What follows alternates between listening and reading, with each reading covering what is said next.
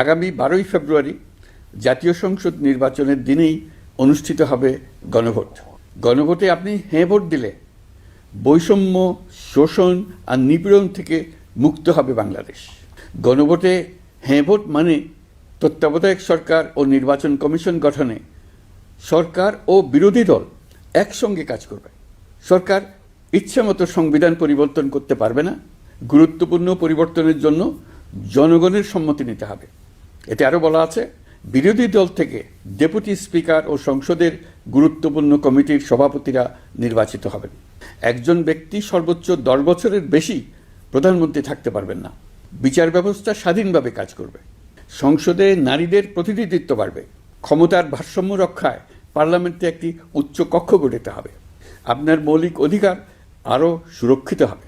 রাষ্ট্রভাষা বাংলার পাশাপাশি অন্যান্য জাতিগোষ্ঠীর ভাষাও সাংবিধানিকভাবে স্বীকৃতি পাবে। দণ্ডপ্রাপ্ত অপরাধীকে রাষ্ট্রপতি ইচ্ছেমতো ক্ষমা করতে পারবেন না। সব ক্ষমতা একজন প্রধানমন্ত্রীর হাতে থাকবে না।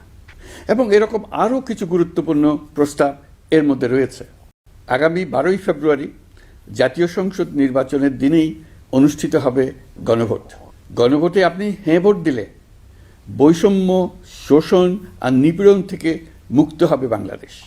গণভোটে হ্যাঁ ভোট মানে তত্ত্বাবধায়ক সরকার ও নির্বাচন কমিশন গঠনে সরকার ও বিরোধী দল একসঙ্গে কাজ করবে। সরকার ইচ্ছামতো সংবিধান পরিবর্তন করতে পারবে না। গুরুত্বপূর্ণ পরিবর্তনের জন্য জনগণের সম্মতি নিতে হবে। এতে আরও বলা আছে, বিরোধী দল থেকে ডেপুটি স্পিকার ও সংসদের গুরুত্বপূর্ণ কমিটির